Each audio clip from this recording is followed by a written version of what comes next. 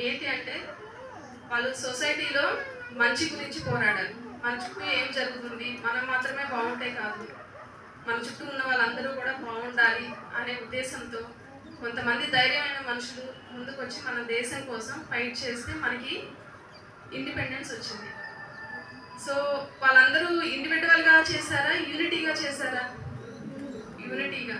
అంటే కలిసి ఉండి మనం చేస్తే ఏ పనైనా సక్సెస్ఫుల్ అయింది. ఈ విషయాలు కూడా మనం వారి దగ్గర నుంచి నేర్చుకోవచ్చు.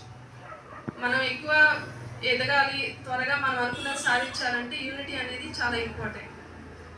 సో వారందరూ మన కోసం ఫైట్ చేశారు, హార్డ్ వర్క్ చేశారు, యూనిటీగా ఉన్నారు, వాళ్ళ లైఫ్స్ని సాక్రిఫైస్ చేశారు. ఇంపార్టెంట్ పర్సన్స్ నేమ్స్ చెప్పండి కొంతమంది.